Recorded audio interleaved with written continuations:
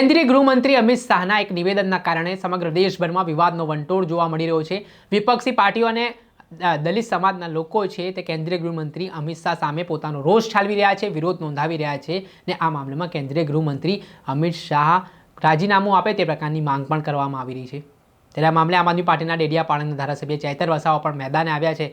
તેમણે કેન્દ્રીય ગૃહમંત્રી અમિત શાહને લઈને શું પ્રતિક્રિયા આપી છે અને શું માંગણી કરી છે, વિગતે વાત કરી આ વિડીયોમાં।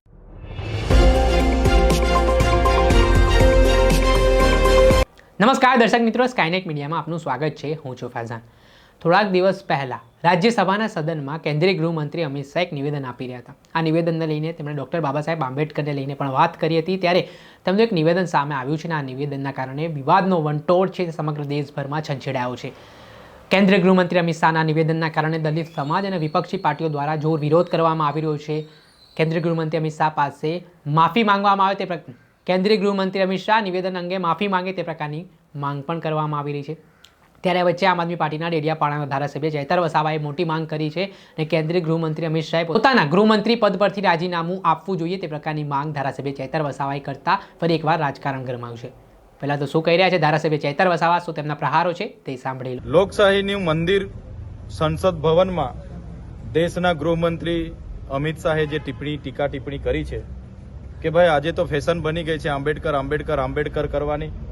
એટલી વખત ભગવાનનું નામ લેવામાં આવે તો 7 જન્મોનો સ્વર્ગ મળી જાય એવી ટિપ્પણી જે એમણે કરી છે। ત્યારે અમે આપણા માધ્યમથી દેશના ગૃહમંત્રી શ્રી અમિત શાહને કહેવા માંગીએ છીએ, વર્ણ વ્યવસ્થા હતી ભૂતકાળમાં ત્યારે એસટી, એસસી, ઓબીસી, માઇનોરિટી કે કોઈ પણ સમાજ હોય એને ભણવાની તો દૂર, એને ખુલ્લામાં સ્વતંત્ર ફરવાની કે બોલવાની કે સાંભળવાની પણ પરવાનગી નહોતી। ત્યારે બાબા સાહેબની દેન છે કે આજે દેશના રાષ્ટ્રપતિ આદિવાસી મહિલા બિરાજમાન છે। ત્યારે આ સંવિધાનની દેન એ બાબા સાહેબની દેન છે, આ મહાપુરુષની દેન છે। ત્યારે એમના મુખે જે બાબા સાહેબનું અપમાન કર્યું છે અમે ક્યારે સહવાના નથી। આજે પણ ભરૂચમાં કાર્યક્રમ અમારા સાથીઓએ આપ્યો છે। આવનારા દિવસોમાં પણ અમે જલંદ કાર્યક્રમો દેશના ગૃહમંત્રી વિરુદ્ધમાં આપવાના છે। અમારી માંગણી છે દેશના ગૃહમંત્રી પદ પરથી રાજીનામું આપે અને જે એમણે ટીકા બાબા સાહેબ નામજોગ કરી છે એ બદલ સમગ્ર દેશવાસીઓની જાહેરમાં માફી માંગે।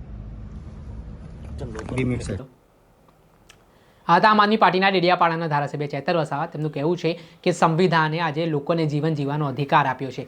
પહેલાં જે વર્ણ વ્યવસ્થા હતી પરંતુ સંવિધાન આવવાના કારણે દલિત સમાજ, આદિવાસી સમાજ, ઓબીસી સમાજ, માઇનોરિટી સમાજ છે હરીફરી શકે છે, પોતાના જીવન જીવવાના અધિકારો તેમને મળ્યા છે અને તેના જ કારણે સ્વતંત્રતા પ્રાપ્ત થઈ છે। ત્યારે સંવિધાનને લઈને જે કેન્દ્રીય ગૃહમંત્રી અમિત શાહે નિવેદન આપ્યું છે તે મામલામાં રાજીનામું તેમને આપવું જોઈએ તે પ્રકારની માંગ ધારાસભ્ય ચૈતર વસાવાએ કરી છે અને કહ્યું છે અને તેમણે વધુમાં કહ્યું કે કેન્દ્રીય ગૃહમંત્રી જો આગામી સમયમાં દેશભરના લોકોની માફી નહીં માંગે અને જે ઘટનાક્રમ બન્યો છે તેમાં રાજીનામું નહીં આપે તો આગામી દિવસોમાં જલદ કાર્યક્રમો પણ કરવામાં આવશે।